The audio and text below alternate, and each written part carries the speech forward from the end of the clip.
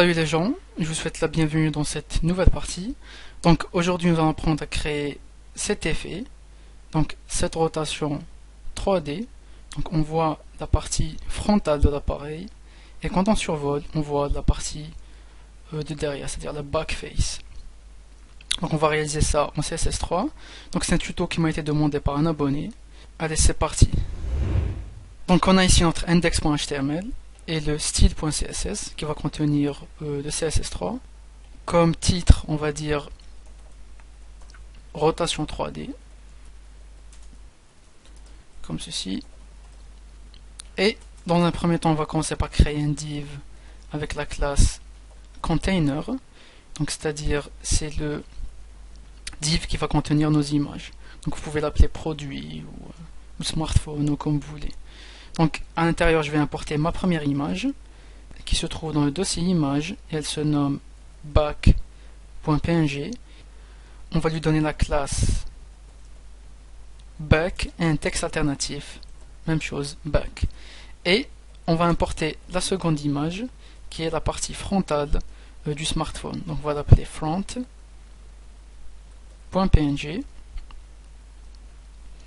On va lui donner la classe front et un texte alternatif front, la même chose. Si on actualise notre navigateur, on a nos deux images qui apparaissent. Si vous voulez les avoir, laissez un commentaire, je vais vous les laisser dans la description de la vidéo. C'est tout pour la partie HTML. Donc ce qu'on va faire, on va lier notre feuille de style, link rel style sheet. Elle se trouve dans le dossier CSS et elle se nomme style.css,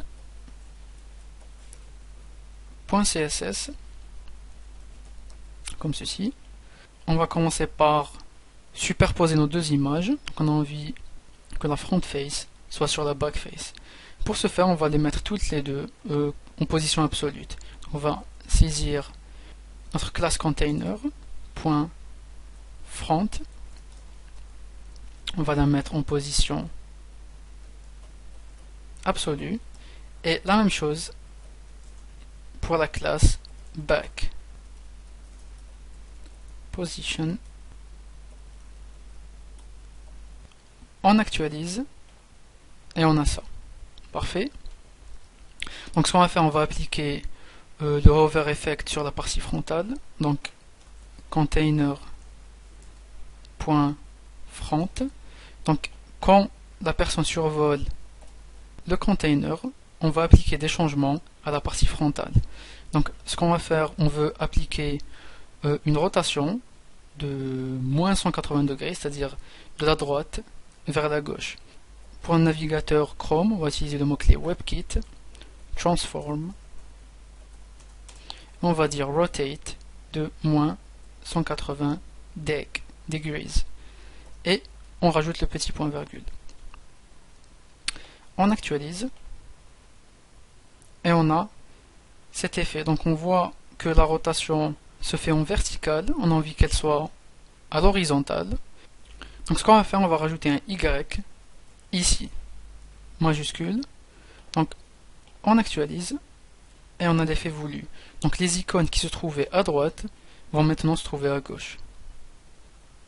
Comme ceci.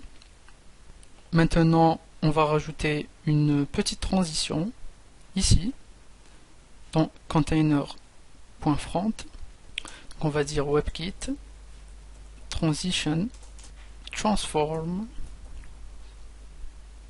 La durée, on a envie que ça soit une demi-seconde, donc on va dire 0,5 secondes. On a envie que ça soit linéaire et on a envie qu'elle commence directement, c'est-à-dire sans aucun délai. Si je mets ici une seconde, donc l'animation va commencer dans une seconde. Donc on va mettre 0, comme ça elle va apparaître instantanément. Donc si on actualise, on a cet effet.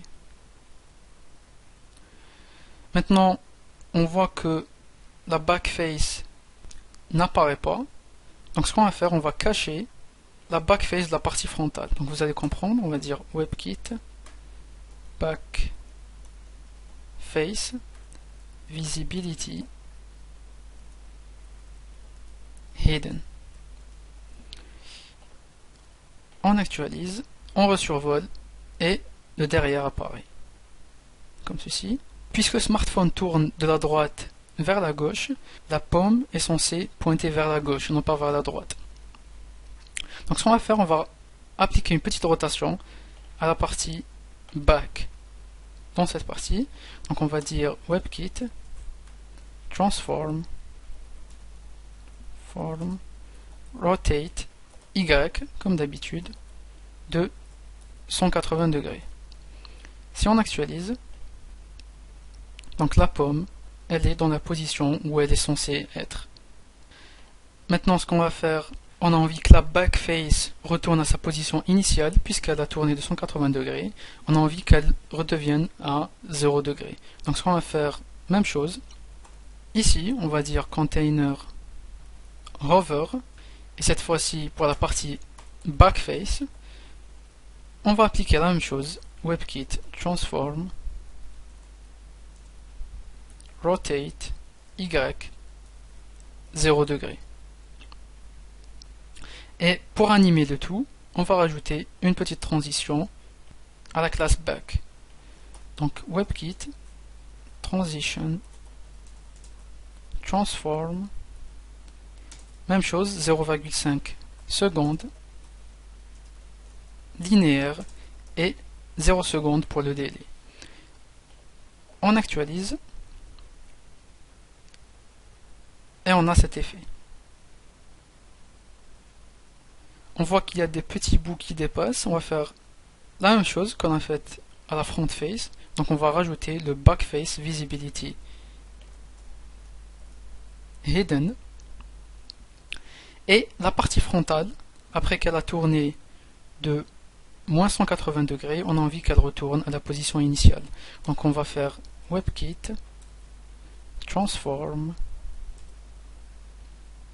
rotate Y 0 degré. On actualise et on a ça. Donc pour rendre l'effet plus réaliste, on va rajouter une perspective. Donc là où vous avez mis transform, juste avant le rotate Y, on va rajouter une perspective. Donc perspective, par exemple de 1000 pixels.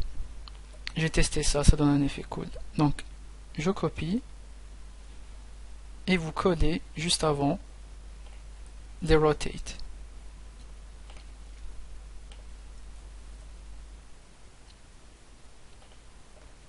J'actualise